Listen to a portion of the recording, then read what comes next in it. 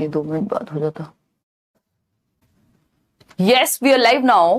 Hello friends, this is Himanshi and welcome to let's learn. तो आज हम करेंगे मैथ्स पेडागोजी और एक सेट उठा करके डिस्कशन करेंगे कि जो 7-8 टॉपिक हैं आपके मैथ्स पेडागोजी में, उनसे क्वेश्चंस 15 नंबर की आती है आपकी पेपर 1 में, और पेपर 2 में जो मैथ्स की पेडागोजी है उसका अपने आप में उतना ही वेटेज आप मान के चलो, बट कॉमन टॉपिक्स हैं। मैथ्स पेडागोजी से कई लोगों को डर लगता है। आज का जो हम एक सेट करेंगे प्रॉपर, जो ऑनलाइन एग्जाम में आया था अभी 2023 में ही, जनवरी फरवरी का एक सेट है, एग्जैक्ट डेट मैं रिकॉल नहीं कर पा रही हूँ। तो सभी को पहले तो गुड इवनिंग, नमस्कार, राम राम, सत श्री अकाल, अस्सलाम वालेकुम, what you feel connected with. 8 की जगह 9 नहीं हुआ है, 8 बजे नहीं होती है क्लास, 9 बजे होती है, 9 की जगह 9:30 हुआ है आज। चलिए स्टार्ट करते हैं। कल किसी कारणवश नहीं हो पाया था सेशन, और पीडीएफ्स हाँ मिलेंगी एक दिन। और इसके अलावा बिहार 7th फेज और सीटेट के बैचेस में आपके एडमिशन्स ओपन हैं। बैच चल रहा है ऑलरेडी। जो क्लासेस हो चुके हैं वो आपको रिकॉर्डेड फॉर्म में मिल जाएंगी, बाकी क्लासेस आपको लाइव मिलेंगी डेली बेसिस पे। करियर विल ऐप डाउनलोड करके टीचिंग सेक्शन में जाना है। दोनों ही बैचेस में से जिस भी बैच में आपका मन करे एनरोल हो सकते हैं। अलग अलग टीचर्स हैं जो आपके साथ डिस्कशन करेंगे। मैं अपना सब्जेक्ट आपके साथ डिस्कस करूंगी, यानी child development and pedagogy. First question आपके सामने है, और मैथ्स पेडागोजी में एक छोटा सा जो मतलब हम ये कहेंगे एक नोट है कि इससे एक तो डरना नहीं है, इसको नॉर्मल पेडागोजी की तरह ही लेके चलना है। आप अगर पढ़ के समझ गए लैंग्वेज तो क्वेश्चंस गलत नहीं होंगे। एटलीस्ट जिसका मैथ्स भी वीक है ना, वो भी मैथ्स पेडागोजी में 15 में से 10, 11, 12 नंबर तक भी लेकर के आ सकता है। मुश्किल से 2-3 क्वेश्चन ऐसे होते हैं कई बार जो फंस सकते हैं आपके। अदरवाइज थोड़ी सी प्रैक्टिस, मैराथन अगर आपने पहले से देख ली है, या मैंने आपको नोट्स शेयर किए हुए हैं, वो नोट्स पढ़ लिए हैं फ्री, तो आप आराम से 10-12 नंबर लेकर के आ सकते हैं मैथ्स पेडागोजी में। आज का सेशन आपके अंडरस्टैंडिंग को थोड़ा सा बेटर बनाएगा। तो स्टार्ट करते हैं। अलग अलग जवाब आप लोग अलग अलग दे रहे हैं। डी ऑप्शन कह रहे हैं कई लोग, 46% लोग। तो स्टार्ट करते हैं, समझते हैं। क्वेश्चन नंबर 1 कहता है mathematical thinking is based on, यानी जो गणितीय चिंतन है, मैथमेटिकल थिंकिंग है, वो किस पर आधारित होती है। पहला ऑप्शन है प्रोसीजरल फ्लुएंसी, यानी आप प्रोसीजर्स को फॉलो करने में कितने बढ़िया हैं। बच्चा एक्टिव है क्या प्रोसीजर फॉलो करने में, क्या उसका दिमाग एक्टिव है, क्या उसकी थिंकिंग एक्टिव है, उस लेवल पे नहीं है। फिर भी चलो हम आगे बढ़ेंगे। इंट्यूशन एंड ऑब्जर्वेशन, चलिए कुछ हद तक ठीक है बात। फिर आते हैं लॉजिक एंड ऑब्जर्वेशन, कुछ हद तक ठीक है, बट ये ऑब्जर्वेशन मैथमेटिक्स के साथ उतना फिट नहीं हो रहा। और जब हम नेचर ऑफ मैथमेटिक्स एक टॉपिक है पेडागोजी का, जब आप एनसीईआरटी पढ़ते हैं या जो नोट्स आपको दिए हुए हैं, या फिर आप जो एनसीईआरटी ने आपके मैनुअल्स दिए हुए हैं, जिसको हम पोजीशन पेपर कहते हैं, जो एनसीएफ ने दिए हुए हैं, एनसीईआरटी ही देता है बेसिकली। एनसीएफ में बस आपको 2 चीजें पढ़नी है इसमें। एनसीएफ 2005 में जो एक सेक्शन है मैथ्स पेडागोजी का, वो पढ़ लीजिए, और साथ में पोजीशन पेपर एक मैथमेटिक्स का, हर सब्जेक्ट का होता है एक पोजीशन पेपर एनसीईआरटी के द्वारा दिया गया। इन पोजीशन पेपर्स पे ही बेस्ड है पूरा एनसीएफ। तो वो काम आप कर लेंगे तो आपको आराम से चीजें समझ में आ जाएंगी। नहीं करेंगे तो नोट्स पढ़ लीजिए, हम साथ में करते रहेंगे, ठीक है जी। तो अगर हम बात करें तो हमें पता है नेचर ऑफ मैथमेटिक्स, यानी गणित की जो प्रकृति है, या आपने अपने डीएलएड बीएलएड की बुक्स में भी पहला चैप्टर होता है मैथ्स पेडागोजी में जब आपकी क्लासेस चलती हैं, नेचर ऑफ मैथमेटिक्स, यानी गणित की प्रकृति क्या है ना। तो गणित की प्रकृति हमें पता है लॉजिकल है और रीजनिंग बेस्ड है, तार्किक होता है गणित। ये बात बच्चे को पता होनी चाहिए। तो सारे ऑप्शन से बेटर ऑप्शन क्या हो गया, लॉजिक एंड रीजनिंग बेस्ड होती है जो मैथमेटिकल थिंकिंग होती है। तर्कात्मक होती है और विवेचनात्मक होती है, जिसमें लॉजिक लगता है, कोई भी बात हवा में नहीं होती, मान नहीं लिया जाता, 2+2 4 ही होते हैं। तर्क है गणितीय चिंतन में, और लॉजिक है मतलब प्रॉपर तर्क एवं विवेचना पर आधारित होता है। किसी भी ऐसी चीज पर नहीं, इंट्यूशन पूरी तरह से नहीं, कुछ चीजों में, कुछ टॉपिक्स में गणित के इंट्यूशन लग जाएगा, लेकिन पूरा जो नेचर ऑफ मैथमेटिकल थिंकिंग है वो है लॉजिकल और रीजनेबल। तो D option is the right answer, और बेस्ट ऑप्शन है बाकी के 3 ऑप्शन से। अगर आप ये कहें बाकी के 3 ऑप्शन चलो बहुत खराब नहीं है, या कुछ हद तक हमें सही लग रहा है, लेकिन जो बेस्ट ऑप्शन है वो डी ऑप्शन है, और बेस्ट ऑप्शन ही हमें आंसर दिलाता है जिसमें बच्चे का जो दिमाग है वो सबसे ज्यादा एक्टिव हमें नजर आए। क्वेश्चन नंबर 2 देखिएगा एक बार। क्वेश्चन नंबर 2 क्या कहता है भाई, तो क्वेश्चन नंबर 2 क्या है, कॉमन सेंस से सॉल्व होने वाले सवाल है। वाइल टीचिंग मल्टीप्लिकेशन, यानी जब आप मल्टीप्लिकेशन टेबल पढ़ा रहे हैं बच्चे को, for 4 a teacher has used the multiplication table for 2 in the following वे। तो 4 की टेबल पढ़ाने से पहले 2 की टेबल के माध्यम से समझाने की कोशिश हो रही है, ठीक है ना। तो 4 times 2 is double of 2 times of 2। भाई 2 का पहाड़ा पहले से आता है बच्चे को, तो जब हम उसको समझाने की कोशिश कर रहे हैं तो हम बता रहे हैं कि जब 2 बार 2 आता है तो मतलब ये जो 4 है, 4 times 2 is double of 2 times 2। तो जो उसको आता है ऑलरेडी, उसके बेस पे हम नई नॉलेज बिल्ड करने की कोशिश कर रहे हैं, बात ठीक है। 4 times 3 is double of 2 times 3 and so on. अब 4 के पहाड़े से पहले 3 का पहाड़ा भी आता होगा, तो उसका भी उदाहरण हमने दे लिया कि भाई 4 times जो 3 है ना, 4 times 3 यानी 12, of 2 is double of 2 times 3 and so on. तो इसी तरह से हम बेसिकली जो बच्चे को आता है उसके आधार पर उसको नई चीजें सिखाने की कोशिश कर रहे हैं। बात सही है या नहीं है? बिल्कुल सही है। अब क्या पूछा क्या है हमसे, इसको देख के डरना नहीं है, हाय रे ये तो गणित चल रहा है। आपको समझना है पूछा क्या है आपसे, पेडागोजी पूछेगा आपसे। The objective of the teacher is to, यानी शिक्षक का उद्देश्य क्या है। हर एक काम का टीचिंग में, टीचिंग लर्निंग प्रोसेस में उद्देश्य होता है, कुछ आउटकम सेट होते हैं कि भाई ये रिजल्ट आएगा निकल करके। तो पहले उद्देश्य समझना है कि उद्देश्य क्या है, आउटकम नहीं पूछा यहाँ पे। उद्देश्य क्या है इस बात का, शोइंग हिज और हर मैथमेटिकल कॉम्पिटेंसी, टीचर अपनी योग्यता को दर्शा रहे हैं। ये तो एकदम बेकार बात हो गई, क्योंकि टीचर का जो उद्देश्य है कक्षा में सिखाने का वो अपनी योग्यता को, कि कितना मुझे आता है ये मैं यहाँ पे प्रूव करने से कोई फायदा नहीं होगा। इस चक्कर में कई लोग अपनी ईगो में इतना ज्यादा या इधर उधर की चीजें पढ़ाने लगते हैं जिसका पेपर से कोई ताल्लुक नहीं होता, या फिर उस लेवल के लिए वो ठीक नहीं है, वो नीड नहीं है उस क्लास की। तो ये बात भी गलत हो गई। बी ऑप्शन है introduce the concept of double, यानी दुगने की अवधारणा का परिचय दे रहे हैं। पहाड़ी की बात चल रही थी। Encourage the student to use mathematical tricks to learn the tables quickly, trick हो गई क्या ये? नहीं। Use patterns and relationships to develop new concepts using the previous knowledge of students. ये बात हमें पढ़ के ही समझ आ गई थी, मैंने बोल भी दी थी, मुझे पता भी नहीं था फोर्थ ऑप्शन में प्रीवियस नॉलेज लिखा होगा। हमें पढ़ के समझ आ गई थी कि बच्चे के पूर्व ज्ञान से जोड़ने की कोशिश हो रही है। जो बच्चे को 2 का पहाड़ आता है उसके बेसिस पे जोड़ करके एक पैटर्न पहचानने की हम कोशिश कर रहे हैं जो पहाड़ों में फॉलो होता है, यानी टेबल्स में फॉलो किया जाता है, एक पैटर्न है। तो हमने एक पैटर्न को रिलेशनशिप बिल्ड किया उस पैटर्न का नए कॉन्सेप्ट के साथ जो बच्चे को ऑलरेडी आता था, जो पूर्व ज्ञान है। पूर्व ज्ञान को मैं क्या कहती हूँ? नींव है आपकी। जब आप घर बनाते हैं नींव पहले भरी जाती है ना, तो अब जब जो नींव है उसके ऊपर इमारत बनती है, बिल्डिंग जो बनेगी वो नींव के ऊपर बनेगी। ठीक, तो ये नींव है एक तरह से जिसका इस्तेमाल नए कॉन्सेप्ट को सिखाने में किया जा रहा है। और नए कॉन्सेप्ट को कैसे सिखा रहे हैं? ये जो पैटर्न है कि 4 times 2 is double of 2 times of 2, तो ये पैटर्न हम सिखा रहे हैं और रिलेशनशिप जोड़ पा रहे हैं। ठीक है जी। उदय सर की क्लास होपफुली कल या परसों में एक बार मैं उनको पूछ के बताती हूँ। आज उनको लगवाना था सेशन, बट मैं आज फोन ऑफ करके आराम से सो चुकी थी क्योंकि आज बैच में क्लास होती नहीं है और कल मुझे पता नहीं था इस बारे में। क्वेश्चन नंबर 3 देखिए, a student has the concept of fraction, he she can easily understand the concept of rational number by linking it with fraction according to पियाजे। पियाजे हर जगह आते हुए मिलेंगे आपको, क्यों? क्योंकि पियाजे ने दिमाग कैसे डेवलप होता है इसके बारे में स्टेजेस दिए हैं, है ना। तो वो तर्क कब आता है आपको पता है? कॉन्क्रीट ऑपरेशनल में 7 से 11 वर्ष में, ठीक है ना। तब हम रेशो प्रोपोर्शन सिखाने की बात करते हैं।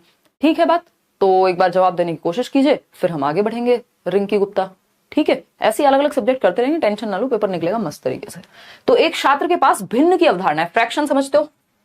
समझते हो फ्रैक्शन? नहीं समझते हो मत समझो, क्योंकि ज्यादा नहीं समझना, जो पढ़ लिया उसी का इस्तेमाल करना है, वो उदय सर समझाएंगे। तो एक छात्र के पास भिन्न की अवधारणा है, वह परिमेय संख्या की अवधारणा को भिन्न से जोड़कर आसानी से समझ सकता है क्योंकि उसको फ्रैक्शन का कॉन्सेप्ट आता है।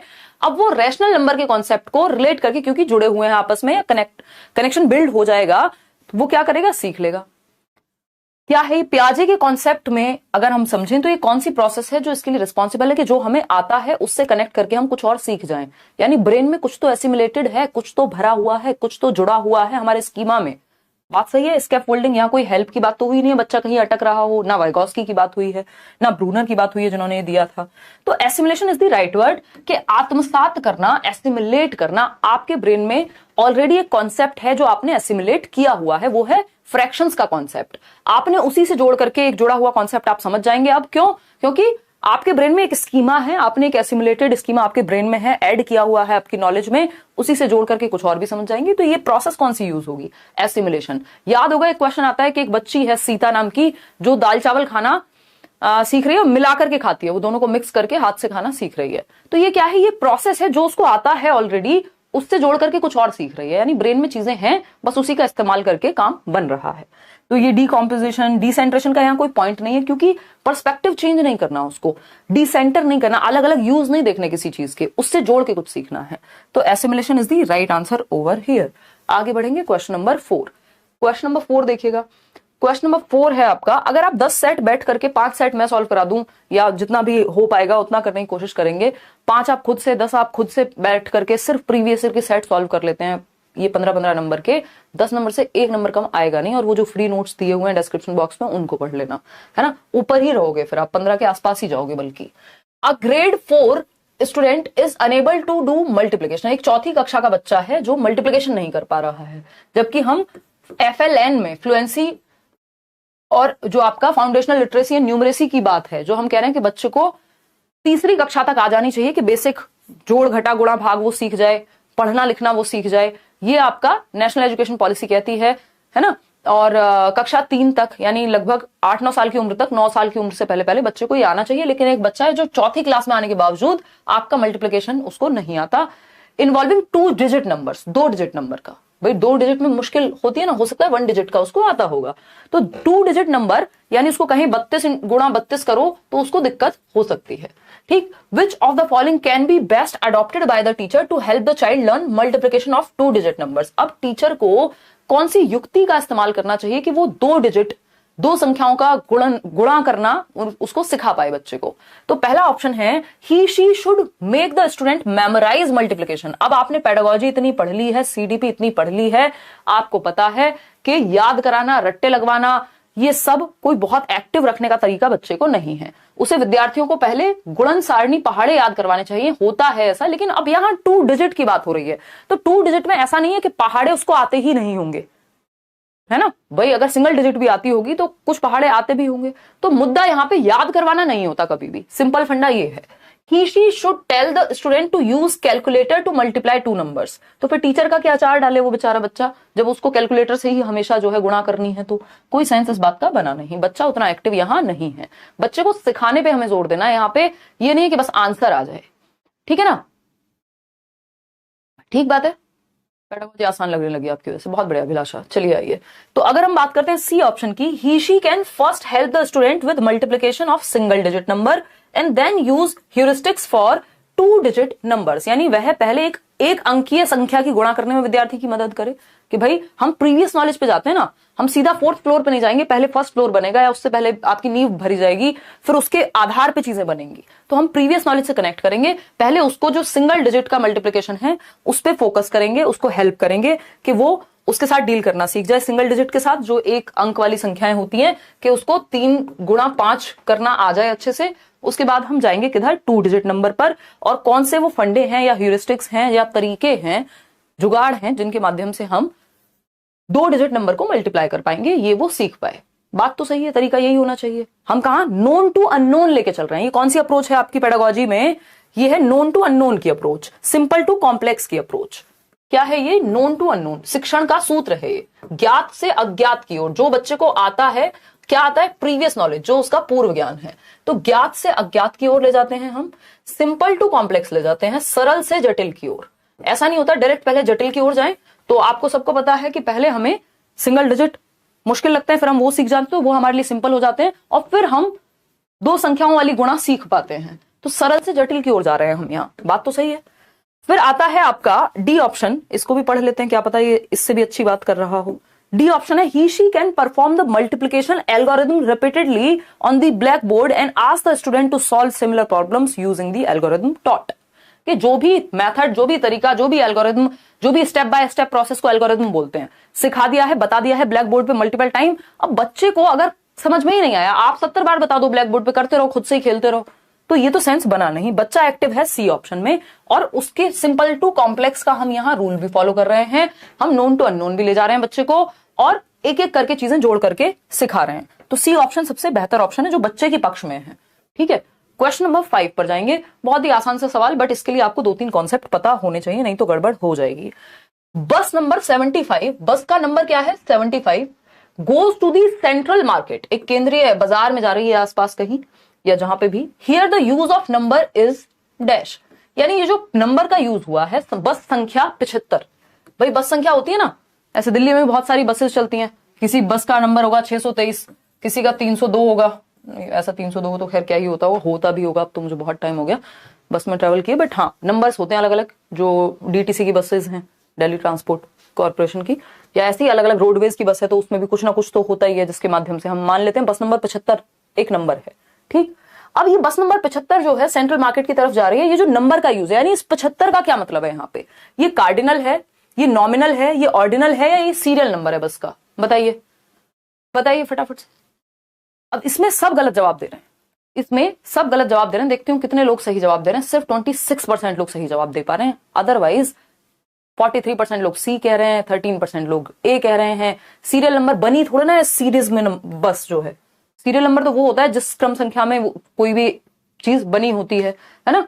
तो अगर हम बात करें यहाँ पे तो ये ऑर्डिनल नहीं होगा, सी ऑप्शन जितने लोग कह रहे हैं, ये नॉमिनल नंबर है एक, जो उस बस को नंबर दे दिया गया है। जैसे 623 कोई उस बस की संख्या नहीं है, वो लेबल कर दिया गया है जिससे पहचान पाए, अंकित है ये, है ना। वो अंकित मूल्य पढ़ते थे, विराट कोहली की जर्सी पे अगर 18 लिखा हुआ है तो ऐसा थोड़ी विराट कोहली का कुछ 18 मतलब कुछ कहीं कोई ऑर्डर बन रहा है टीम में, 18 तो प्लेयर भी नहीं होते अगर देखा जाए तो ये क्या, या एमएस धोनी की हम बात करें तो 7 नंबर उनको दे दिया गया है ना। सचिन तेंदुलकर की जर्सी बहुत फेमस है 10 नंबर, या ऐसे और भी बहुत सारे एग्जांपल्स हो सकते हैं। तो वो लेबल के लिए है, उसका अपने आप में कोई ऐसा महत्व नहीं है कि वो 10 लोग के बारे में बात हो रही है या क्रम के बारे में बात हो रही है। ऑर्डिनल में तो क्रम होता है, बस नंबर 75 का मतलब ये नहीं कि वो एक क्रम में लगी हुई बस है, वैसी बात नहीं हुई।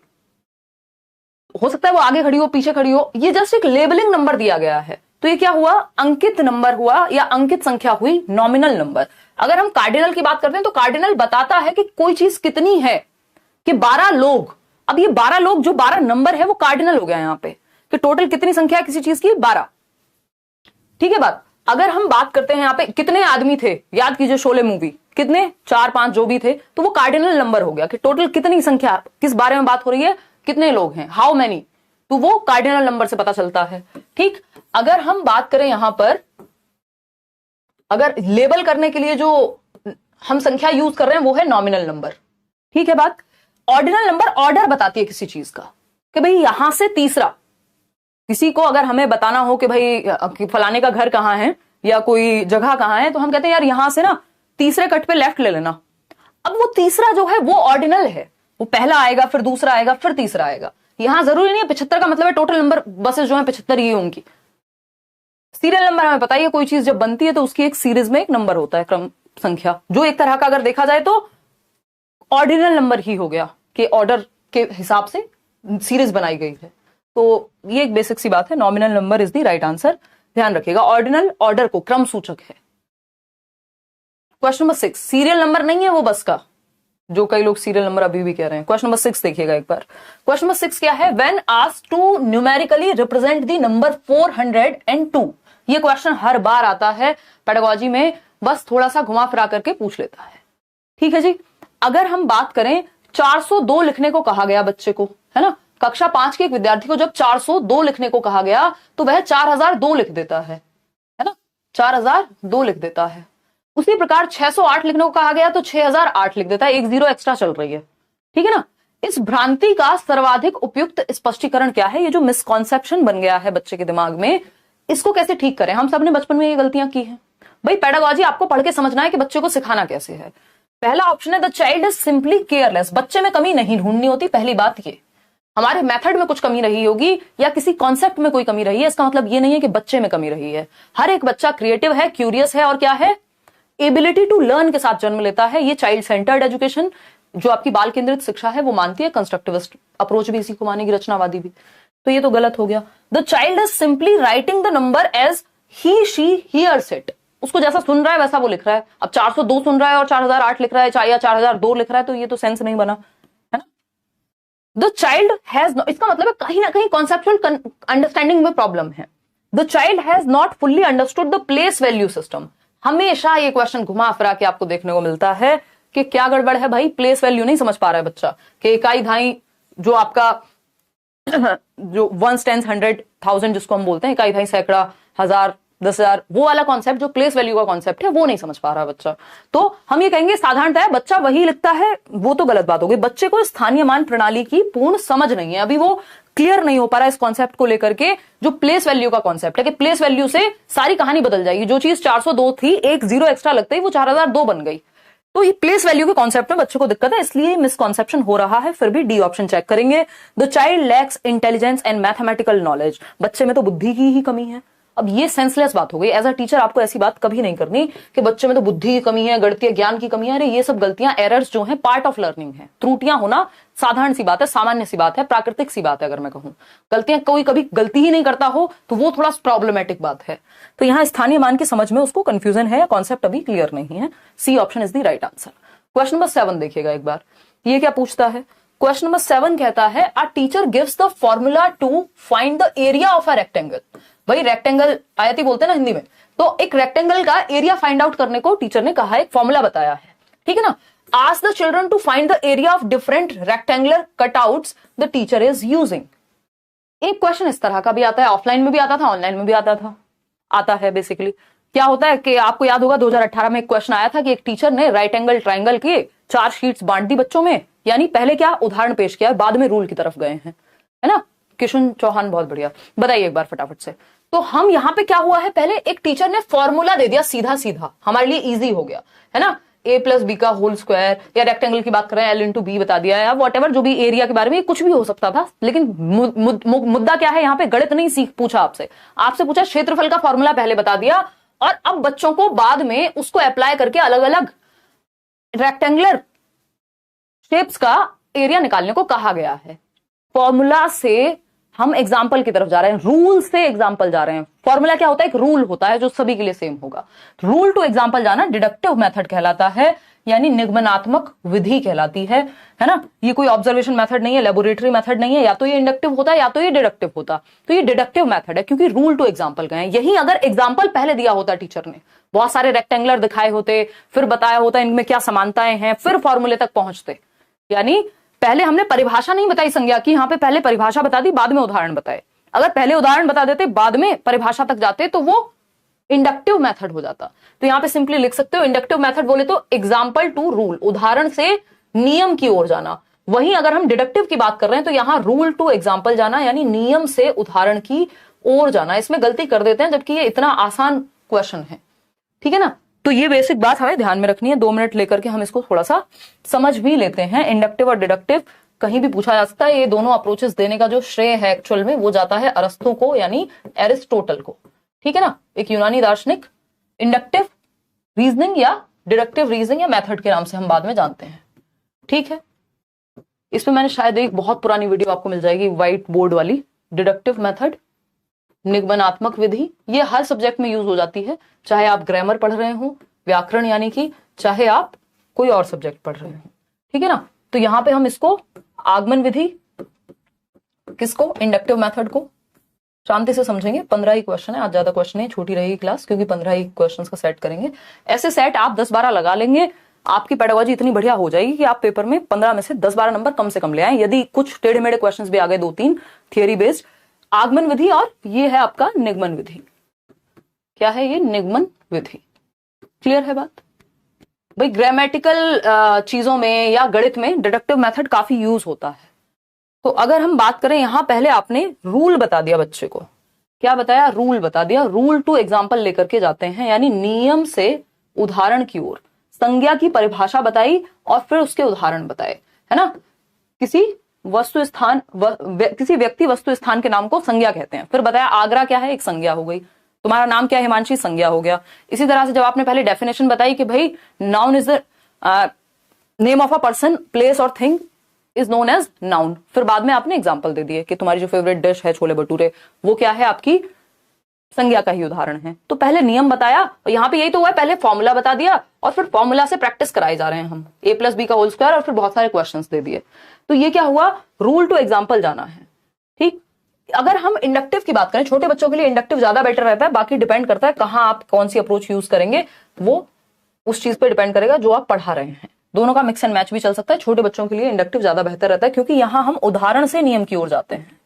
हमने बहुत सारे राइट एंगल ट्राइंगल दिखाए, ये क्वेश्चन आया था 2018 में, बहुत सारे राइट एंगल ट्राइंगल दिखाए, और उसके बाद हमने बच्चों से रूल पूछा कि इनमें समानता क्या दिख रही है। ये ऐसा हो गया, अगर मैं गणित के कॉन्सेप्ट के हिसाब से बताऊं, कि आपने पहले क्या किया, 4 शीट दे दी बच्चों को जिसमें स्क्वायर बना था। स्क्वायर समझते हो, वर्ग कहते हैं स्क्वायर को।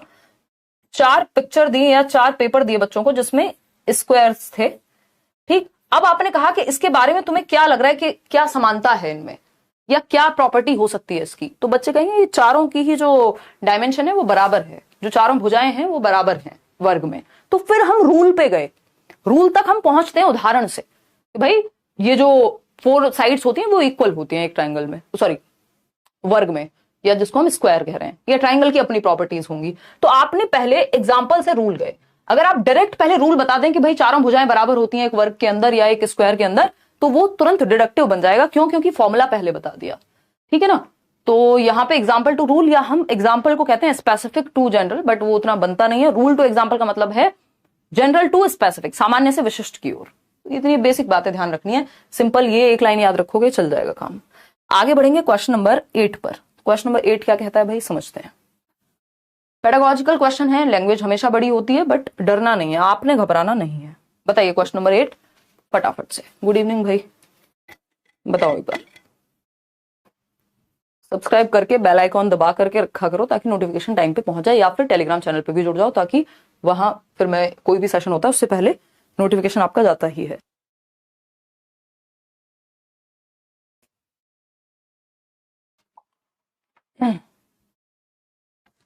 Hello friends, this is Himanshi and welcome to let's learn. Tarun कह रहे हैं, अच्छा ठीक है तरुण। कुछ लोग रोज इतने कमेंट करते हैं कि पता नहीं नजर भी आ जाता है, और कई लोगों का कभी कमेंट नहीं पढ़ा जाता। इसमें मेरा कोई अपराध नहीं है, ये रैंडम होती हैं चीजें। वो तो नहीं हो पाएगा रूप, एसएमएस वाला पेपर तो नहीं नहीं नहीं, वो नहीं दे पाएंगे भाई गोपाल सर। सभी लाइक कर दो सेशन को। अरुणा देखो कितनी प्यारी बात कर रही है, जवाब दे दिया आपने पोल में अरुणा। बताइए 53% लोग।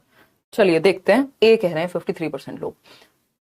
जेनेट अपनी कक्षा में बहुभुज के कई उदाहरण देती है, यानी Janet uses many examples and non examples. Non examples पता है ना, जो उस चीज के अराउंड होते हैं या इनडायरेक्टली उस चीज को क्लियर करने में मदद करते हैं हमारी। कि जब आपने समझाया कि ट्राइंगल क्या होता है तो आपने एक एग्जांपल दे दिया किसका, स्क्वायर का, कि देखो स्क्वायर ट्राइंगल नहीं होता, तो ये नॉन एग्जांपल हो गया। ठीक है ना।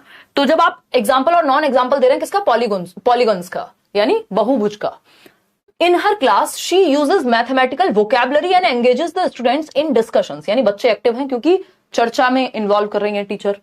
She has the knowledge of errors, यानी बच्चे गलतियां करते हैं ये टीचर को पता है।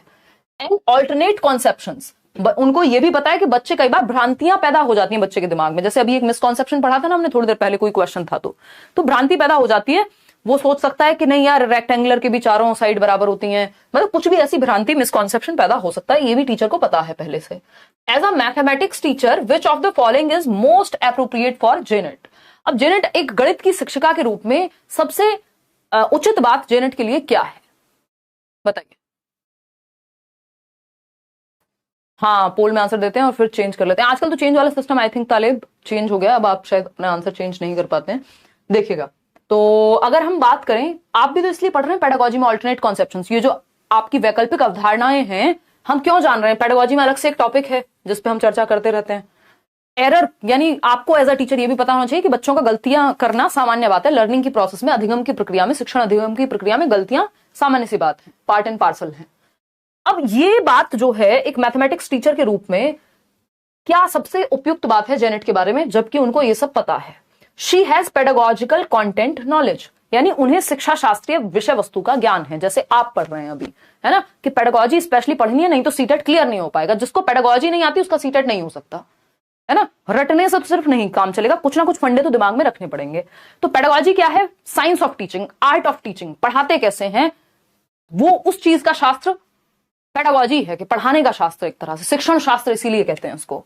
तो इनको नॉलेज है कि बच्चे गलतियां भी करते हैं, बच्चे ऑल्टरनेटिव कॉन्सेप्शंस या भ्रांतियां भी बच्चों में पैदा हो जाती हैं, और वो एग्जाम्पल और नॉन एग्जाम्पल दोनों दे रही हैं ताकि बच्चे को और ज्यादा क्लियर हो जाए कि जब वो बर्ड के बारे में बता रही हैं तो वो बता दें कि ये हेलीकॉप्टर है और ये बर्ड नहीं होता। जब वो स्क्वायर के बारे में बता रही हैं या पॉलीगन के बारे में बता रही हैं तो उन्होंने और भी शेप्स दिखाई कि देखो ये पॉलीगन से कैसे अलग हैं। तो ये नॉन एग्जाम्पल होता है कि कैसे अलग है। ठीक। She has only subject matter knowledge, भैया ये एरर का कॉन्सेप्ट, ऑल्टरनेटिव कॉन्सेप्ट या एग्जाम्पल्स और नॉन एग्जाम्पल्स यूज करना, ये पेडागोजिकल कॉन्सेप्ट है। ये सिर्फ गणित में नहीं, हर सब्जेक्ट में लागू होते हैं, हर सब्जेक्ट को पढ़ाने में लागू होते हैं। तो ऐसा नहीं सब्जेक्ट मैटर की ही नॉलेज है। She has understanding of mathematical errors, यहां पे लिखा है कि मैथमेटिकल एरर, ये तो इन जनरल बच्चे हर सब्जेक्ट में गलतियां कर सकते हैं, भ्रांतियां हर सब्जेक्ट में पैदा हो सकती हैं, कंफ्यूजन हर सब्जेक्ट में पैदा हो सकती है, एग्जाम्पल्स हर सब्जेक्ट में दिए जाते हैं। डी ऑप्शन है, शी हैज करिकुलर नॉलेज। तो ऐसा थोड़ी सिर्फ पाठ्यक्रम की ही वो बात कर रहे हैं कि जो पाठ्यक्रम में वही पढ़ा पाएंगी। इस अप्रोच से जिसको पढ़ाने का ज्ञान है वो कुछ भी पढ़ा सकता है, पढ़ाने का तरीका अगर किसी को आता है तो ये बात तो सही है। तो A option is the right answer. उसे शिक्षा शास्त्रीय विषय वस्तु का ज्ञान है, यानी टीचर जो है जेनेट को she has pedagogical content knowledge, पढ़ाने के फंडे पता है, साइंस ऑफ टीचिंग पता है। तो अच्छी पेडागोजिकल स्किल है टीचर की। A option is the right answer. Question number 9 देखिए एक बार फटाफट से। क्वेश्चन नंबर 9 कहता है इन अ कंस्ट्रक्टिविस्ट क्लासरूम, एक रचनावादी कक्ष। याद कीजिए आपका एनसीएफ भी रचनावाद को फॉलो करता है, आपकी नेशनल एजुकेशन पॉलिसी भी, यानी रचनावाद क्या कहता है, प्याजे, वाइगॉस्की, ब्रूनर, ये सब रचनावादी हैं जो कहते हैं बच्चे को एक्टिव रखो, मीनिंगफुल लर्निंग होनी चाहिए, अर्थ निर्माण होना चाहिए। ठीक है ना, ठीक है, हाँ सही है शिवानी शर्मा, बिल्कुल। देखिए जवाब दीजिए, 72%, 71% लोग ए दे रहे हैं जवाब। चलिए देखते हैं। तो एक कंस्ट्रक्टिविस्ट क्लासरूम में जहां नॉलेज को कंस्ट्रक्ट किया जाएगा, बच्चे को एक्टिव रखा जाएगा, अब mathematics teacher can improve the teaching and learning process by, एक संरचनावादी कक्ष में गणित का एक शिक्षक शिक्षण एवं अधिगम प्रक्रिया में सुधार कैसे कर सकता है, बच्चों को और ज्यादा एक्टिव रख के। रिफ्लेक्टिंग ऑन क्लासरूम प्रैक्टिसेस, यानी कक्षाई प्रक्रियाओं पर मनन करके कि आज मैंने क्या पढ़ाया, क्या सही हुआ, कहां बच्चों को कंफ्यूजन हुई, अगली बार कौन सा बेहतर उदाहरण दिया जा सकता है, एग्जाम्पल कौन सा और बेटर यूज किया जा सकता है, बच्चों को ज्यादा एक्टिव कैसे रखा जा सकता है, इस चीज पे मेटाकॉग्निटिव परासंज्ञानात्मक क्षमताएं वो यूज कर रही हैं, मेटाकॉग्निटिव एबिलिटीज यूज कर रही हैं, रिव्यू कर रही हैं, प्लान कर रही हैं, रिफ्लेक्ट कर रही हैं, मेरी टीचिंग लर्निंग में क्या चेंज आना चाहिए और बेहतर कैसे बनाऊं। हर दिन का एक प्लानिंग होती है टीचर की। तो ये बात एकदम सही है कि यहां पे रचनात्मकतावाद फॉलो हो रहा है क्योंकि बच्चे को सेंटर में रखा जा रहा है। Giving more questions for practice, सिर्फ अभ्यास के लिए ज्यादा प्रश्न दे देना, अब ये तो रिफ्लेक्ट करके पता चलेगा ना कि कमी कहां है या बेहतरी की जरूरत कहां है, इंप्रूवमेंट की जरूरत कहां है। अब सीधा बस प्रैक्टिस, हर चीज का इलाज प्रैक्टिस, ऐसा नहीं होता। सर का दर्द है तब भी डॉक्टर पेट दर्द की दवाई दे, हार्ट अटैक आया किसी को तो उसमें भी पेट दर्द की दवाई दी जा रही है, तो वैसी बात हो गई, हर चीज के लिए प्रैक्टिस करा दो बस। Focusing only on summative assessment, summative assessment ऐसे ये होता है जजमेंट के लिए, अंत में होगा, और टीचिंग लर्निंग प्रोसेस के एंड में जो आप सबमिटिव हाफ ईयरली या ईयरली एग्जाम देते हैं और सीधा आपको पता चल जाएगा इतने % आपने अचीव किया है। जबकि फॉर्मेटिव असेसमेंट ज्यादा बेटर है, उसमें फीडबैक मिलता है और वो during the process of teaching learning होता है। मतलब जैसे अभी आप साथ में पोल भी दे रहे हैं, मैं साथ में डिस्कशन भी कर रही हूं, तो टीचिंग लर्निंग प्रोसेस के बीच में चल रही है ये चीज या साथ में चल रही है, इसको फॉर्मेटिव असेसमेंट कहेंगे, रचनात्मक आकलन। जबकि आप पेपर फाइनल देकर के आएंगे, वहां पे एक बार में ही कहानी खत्म है, समेटिव असेसमेंट है वो। तो समेटिव असेसमेंट कोई सही तरीका नहीं है, रचनावादी कक्ष ये नहीं मानता कि लास्ट में बस नंबर में डिवाइड कर दो। Identifying bright students and preparing them for competitive examinations, रचनावाद ये नहीं कहता कि कुछ बच्चों को तो निकाल लो और उनको कॉम्पिटिटिव एग्जाम के लिए प्रिपेयर कराओ क्योंकि वो ब्राइट हैं और बाकी बच्चों को छोड़ दो। रचनावाद तो बच्चे की क्या है, यूनिकनेस पे जाएगा। थोड़ा फास्ट कराइए, चलिए ठीक है फास्ट कराइए, बहुत जल्दी में है। जो लोग पेडागोजी से डरते हैं, स्पेशली मैथ्स पेडागोजी से, उनको और डरा दें। तो कक्षाई प्रक्रियाओं पे रिफ्लेक्ट करेगी टीचर, मनन करेगी, चिंतन मनन करके, और फिर आगे क्या चेंज हो सकता है। टीचर क्या है, फैसिलिटेटर है। रचनावाद में टीचर सुविधादाता है। क्वेश्चन नंबर 10 देखिएगा एक बार। क्वेश्चन नंबर 10 देखिए, क्वेश्चन ज्यादा नहीं है, 15 क्वेश्चन आने हैं, तो उनको अच्छे से डिटेल में कर लेंगे तो नुकसान नहीं होगा, फायदा ही होगा। देखिएगा क्या है question. According to national curriculum framework 2005, यानी राष्ट्रीय पाठ्यचर्या की रूपरेखा 2005 के अनुसार, teaching and learning methods in mathematics at primary level should focus on, यानी जो आपका एनसीएफ है उसके अनुसार प्राथमिक स्तर पर गणित में शिक्षण और अधिगम विधियां केंद्रित होनी चाहिए। यानी किस तरह के या किन तरह के मेथड्स को हम यूज करें प्राइमरी लेवल पर एनसीएफ के according. Child centred methods, constructivism पे बेस्ड है आपका पूरा जो एनसीएफ है, यानी बच्चे को एक्टिव रखो। टीचर क्या है, सुविधादाता है, फैसिलिटेटर, एक माली की तरह, एक गार्डनर की तरह जो ध्यान रखता है, ठीक, थोपता नहीं है चीजें। तो जहां बच्चा एक्टिव होगा हम समझ जाएंगे। Explorations of various patterns in mathematics, यानी गणित में विभिन्न प्रतिमानों की खोज पर, यानी बच्चा एक्टिव है। जब वो खोज करेगा, एक्सप्लोर करेगा, डिफरेंट पैटर्न्स को समझेगा, तो बच्चा एक्टिव है, बात तो सही है। Developing the skills of estimation and approximation among learners, शिक्षार्थियों में अनुमान एवं सन्निकटन के कौशलों के विकास पर ध्यान दें कि भाई अप्रोक्सीमेशन पता हो, उसको 0.5 लिखा है तो इसका मतलब ये होगा, है ना। एक बेसिक स्किल्स एस्टिमेट करने की चीजों को आ जाए गणित में, चलो जरूरी है। Informal ways of learning like games, solving puzzles, यानी जो अधिगम की अनौपचारिक विधियां हैं, यानी सिर्फ पेन पेपर पे नहीं, जो डिफरेंट तरीके से बच्चा लाइफ में सीख रहा है कि पजल सॉल्व करके, गेम खेल करके भी वो कॉन्सेप्ट सीखता है, तो बच्चा इसमें भी एक्टिव है, यहां भी एक्टिव है। रिगरस प्रॉब्लम सॉल्विंग, देखो प्रॉब्लम सॉल्विंग तक बात सही थी, वो भी प्रॉब्लम सॉल्विंग किस लेवल पे कह रहे हैं, प्राइमरी लेवल पे। अंतहीन प्रॉब्लम सॉल्विंग, बस समस्या समाधान कराओ रात और दिन, ये वैसी सी बात हो गई। रिगरस प्रॉब्लम सॉल्विंग सही उत्तर नहीं है, है ना। तो डी ही यहां सिर्फ नेगेटिव है और ए बी सी डी का तो वैसे भी हमारे पास ऑप्शन नहीं है, तो आंसर जो है ए बी सी हो जाएगा, सिंपल। क्योंकि परिशुद्ध समस्या समाधान यानी सिर्फ समस्या समाधान पे हार्डकोर फोकस कर रहे हैं प्राइमरी लेवल पे, जब भी आपको बच्चे को एक्टिव रखने पे फोकस करना है, अभी वो इतना बड़ा समस्या समाधान करता नहीं बन गया है, तो रिग्रेस नहीं लिखा होता तो एक बार को फिर भी इंक्लूड कर लेते, या फिर चारों ऑप्शंस होते, तब भी ऐसा नहीं, मुझे नहीं लगता कि ये लोग फिर रिग्रेस वर्ड अपने आप हटा देते। आपसे दुश्मनी तो है नहीं, तो C option is the right answer over here. आगे बढ़ेंगे, क्वेश्चन नंबर 11 देखिएगा। क्वेश्चन नंबर 11 देखिएगा, तो ये भी क्वेश्चंस आजकल देख रहे हैं आप, इस तरह के कॉम्बिनेशन वाले क्वेश्चंस आते हैं। ये क्वेश्चंस इजी होते हैं बट कई लोग कंफ्यूज हो जाते हैं इसमें। Which of the following are the various structures associated with the concept of division? भाग याद कीजिए, है ना, संबंधित विभिन्न, किससे संबंधित, विभाजन से संबंधित। जो डिवीजन है आपका, भाग देना है ना, 32 को भाग देना है किससे, 6 से, ठीक। बताइए, तो इसके लिए कौन सी संरचनाएं बच्चे को या संकल्पनाओं से उसको परिचित होना चाहिए। तो पहला है ऑर्डरिंग, यानी 1 2 3 4, रेशो, इक्वल शेयरिंग या रीअरेंजिंग। बी ऑप्शन 53% लोग जवाब दे पा रहे हैं, B and C, B and C. बहुत बढ़िया, कितने लोग, 53% लोग, बहुत बढ़िया, मन खुश कर दिया आपने आज, इतनी भी उम्मीद थी नहीं, क्योंकि इस तरह के क्वेश्चंस में कई लोग कंफ्यूज हो जाते हैं। देखो आपको 2 ऑप्शन हटाने पड़ेंगे यहाँ पे, क्योंकि ओनली बी का सेंस नहीं बनता कि ऐसा नहीं है ना बाकी ऑप्शंस गलत हैं, और डिवीजन में तो होता ही है। इक्वल शेयरिंग का कॉन्सेप्ट बच्चों को नहीं पता होगा, भाई हम ऐसे ही तो पढ़ाते हैं कि 4 चीजें हमारे पास और 2 लोग हैं, तो कैसे बांटे कि बराबर बढ़ जाए, तो इसके लिए हम डिवीजन का कॉन्सेप्ट यूज करते हैं। तो डिवीजन में या भाग में इक्वल शेयरिंग की तो जरूरत पड़ती ही है, समान संभागी ये आता ही है। जब भी हम डिवीजन का कॉन्सेप्ट लाते हैं तो हम इसी तरह से ऐसे ही वर्ड प्रॉब्लम्स फेंकते हैं बच्चों के सामने, जिससे हम इंट्रोड्यूस कर पाए किसको, डिवीजन के कॉन्सेप्ट को। बात तो सही है, और किस रेशो में बांटे, रेशो भी भाग में आता ही है, जुड़ा हुआ कॉन्सेप्ट है बिल्कुल, तो ये बात तो सही है। ऑर्डरिंग का कॉन्सेप्ट यहाँ पे क्रम में लगाना, जब हम डिवीजन तक गए तो ये हम वैसे भी मान रहे हैं कि इतना उसको आता होगा, ठीक है ना। रीअरेंज करना वो यहाँ पे मुख्य बात नहीं रह जाती, तो बी और सी ज्यादा अप्रोप्रिएट है, हमें छोड़ना पड़ेगा ए और डी को, ठीक। तो B option is the right answer. आगे बढ़ेंगे क्वेश्चन नंबर 12 पर। ये क्या कहता है भाई, क्वेश्चन नंबर 12 कहता है development of numeracy skills does not imply, यानी जो संख्यात्मक ज्ञान है बच्चे का, या संख्याई कौशल के विकास का अर्थ क्या नहीं है। नॉट पूछा है आपसे, है ना, वो फाउंडेशनल लिटरेसी एंड न्यूमरेसी की हम बात कर रहे थे कि बच्चों को बेसिक संख्यात्मक ज्ञान होना चाहिए। बताइए एक बार फटाफट से बताइए क्या जवाब सही होगा।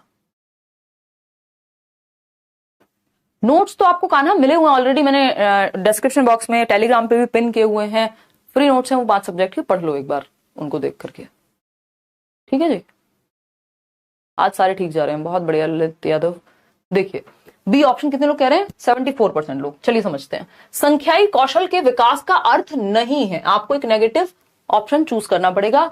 Knowledge about numbers and number operations, संख्याओं और संख्याओं की प्रक्रियाओं के बारे में ज्ञान होना, बिल्कुल हम कहेंगे किसका क्या है ये, एक न्यूमरेसी के बारे में, संख्यात्मक जो समझ है आपकी उसके बारे में बात है। Understanding about numbers as well as shapes, आपको नंबर्स और शेप्स के बारे में आइडिया हो, चलो ठीक है, ये बात भी, बच्चा एक्टिव भी है और नंबर्स के बारे में जानकारी आना होगा। रोट मेमोराइजेशन, बस मिल गया आपको जवाब, rote memorization of counting numbers. ये रटना तो कभी भी हम कहते ही नहीं है कि हमारे किसी भी पढ़ाने के मेथड में आना चाहिए कि हम रटवा रहे हैं, मेमोराइज करवा रहे हैं, रिकॉल करवा रहे हैं बच्चे को, रिप्रोड्यूस करवा रहे हैं मियर इंफॉर्मेशन को, है ना। Skills required for handling data in real life, ये सारे बढ़िया हैं, लेकिन रोट मेमोराइजेशन गलत है, और जो गलत है वही सही है क्योंकि पूछा ही गलत है। तो C option is the right answer over here. Question number 13 देखेंगे और देखते हैं कि क्या पूछा है क्वेश्चन नंबर 13 ने। देखते हैं, एट प्राइमरी स्टेज यानी प्राथमिक स्तर पर mathematics text books include a variety of poems, stories and patterns, which of the following describes the most appropriate reason for this as per the NCF 2005। जो आपका document है, जो आपको NCF जिसको हम कहते हैं, जो आपको दिशा देता है कि कौन सी चीजें कैसे पढ़ाई जानी चाहिए, NCERT ने डेवलप किया था, अभी नया NCF भी आ चुका है, ठीक है ना। बताइए,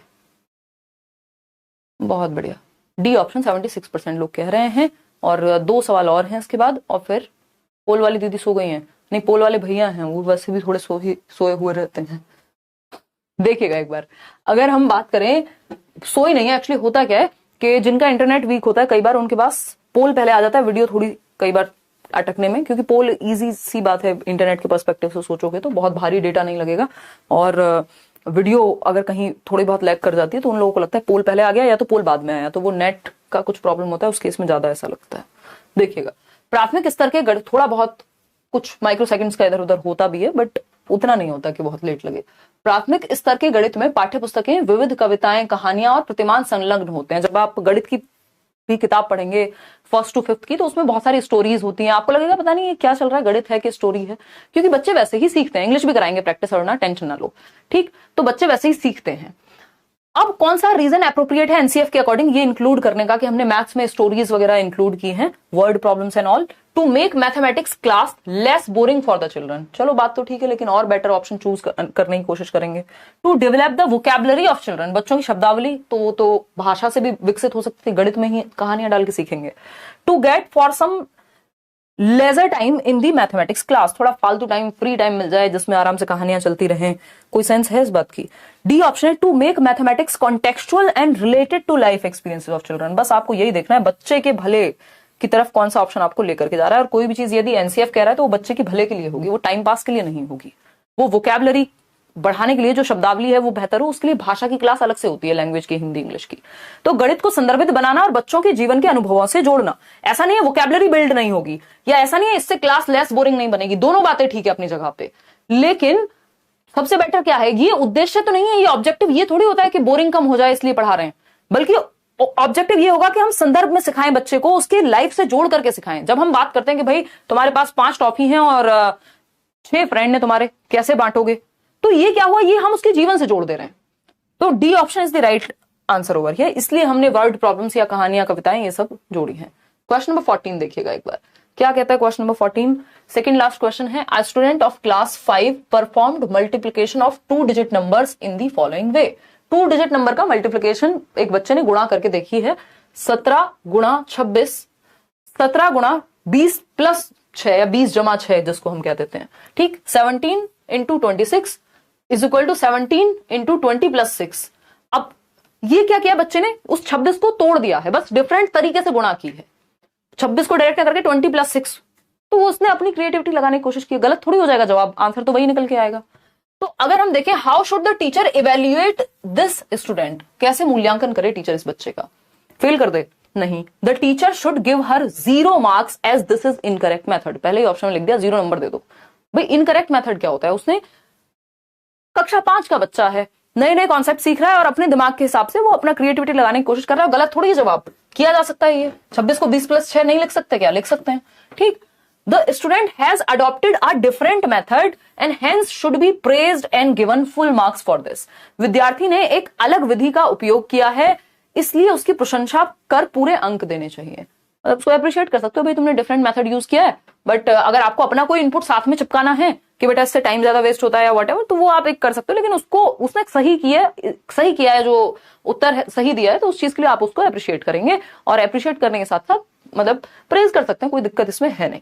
उसको 0 नंबर तो नहीं देंगे। The teacher should deduct some marks for adopting a different algorithm. यही तो होता है, हम यही तो एक्सपेक्ट करते हैं कि बच्चा फिर अपनी अभिव्यक्ति भूल जाता है, फिर वो उतना ही लिखता है जैसा मेरे टीचर ने कराया, बस उतना ही लिखना है मुझे, कुछ भी अलग किया तो मैडम नंबर नहीं देंगी। यही होता है स्कूल्स में। डी ऑप्शन है, अगर अलग किया है और सही लिखा है तो कोई दिक्कत नहीं है, डिफरेंट मेथड हो सकता है, किसी बात को कहने का डिफरेंट तरीका भी हो सकता है। ये बात लैंग्वेज में भी लागू होगी, यहां भी लागू होगी।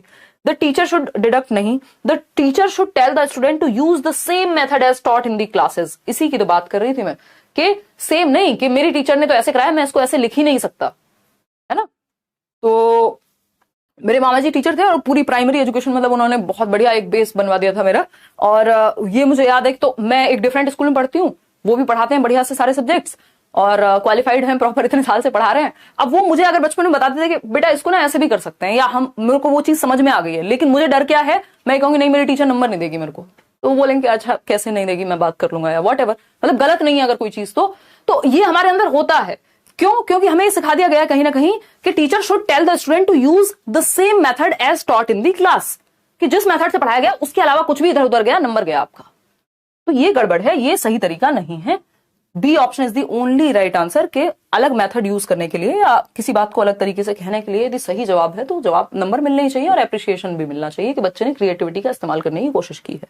क्वेश्चन नंबर 15 देखिएगा, as per NCF 2005 position paper on mathematics. Position paper की बात हो रही है, अभी हम थोड़ी देर पहले बात भी कर रहे थे पोजीशन पेपर की। एनसीईआरटी पोजीशन पेपर पब्लिश करता है, एनसीईआरटी की वेबसाइट पे भी मिल जाएंगे, वैसे जरूरत पड़ेगी नहीं अगर हम बैचेस में हैं या हम यूट्यूब पे भी आपने अगर मैराथन वगैरह देख लिए हैं, सारे सेशंस देख लिए हैं, नोट्स बना लिए हैं। एक्स्ट्रा पढ़ना नुकसानदायी नहीं होता, बट अगर समय है तो पढ़ सकते हो। तो गणित पर राष्ट्रीय पाठ्यचर्या रूपरेखा 2005 के आधार पत्र के अनुसार लोक कलन विधि, यानी किसकी बात हो रही है? एल्गोरिथम, वो भी कौन सा? Folk algorithm can enrich the child's perception of mathematics, what is meant by folk algorithm, यानी लोक कलन विधि का मतलब क्या है? हाँ, पहला ऑप्शन है an algorithm develop to recite folk songs. Folk लिख दिया, इसका मतलब हमें लगता है कि लोक का मतलब ये नहीं है कि जो लोक गीत की ही बात हो रही होगी, फोक सॉन्ग्स की ही बात हो रही होगी, बेसिकली जो चलन में है उस जगह पर या देश में या व्हाटएवर लोगों में। तो यहाँ पे ये तो गड़बड़ हो गया, सिर्फ सॉन्ग के बारे में थोड़ी बात हो रही है।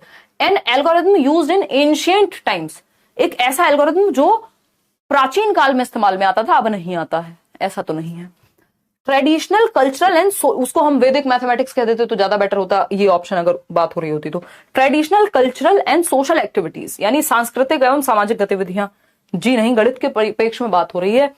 The mode of mental calculations used by people who are not formally educated, ये बात एकदम सही है कि हम डेली लाइफ में जो लोकल मैथमेटिक्स या जो रियल लाइफ में मैथमेटिक्स यूज कर रहे हैं लोग, चाहे वो आपका कोई शॉपकीपर हो सकता है, अगर आप गांव में जाएंगे तो एक दुकानदार हो सकता है वो पढ़ा लिखा हो ही ना, लेकिन उसका जो आपकी गणना है वो एकदम ठीक होती है, यानी कैलकुलेशन एकदम सही होती है। तो ये हमारे मेंटल ऑपरेशंस हैं या कैलकुलेशंस हैं used by people who are not formally educated.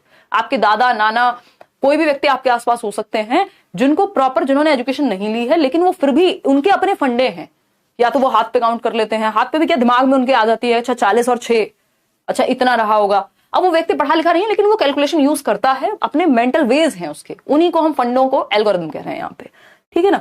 तो ये फोक का मतलब ये जो चले आ रहे हैं या हमारे चलन में रहे हैं पहले से, अब वो लोकगीत भी उसी से बना है और यहाँ पे जो बात हो रही है वो भी उसी से संबंधित है। तो ये सिंपल आंसर इसका हो गया, D option is the right answer. अब ये ऐसा क्वेश्चन था जो फैक्चुअल था, इसमें मैं और आप कुछ बदल नहीं सकते जवाब, ठीक है ना।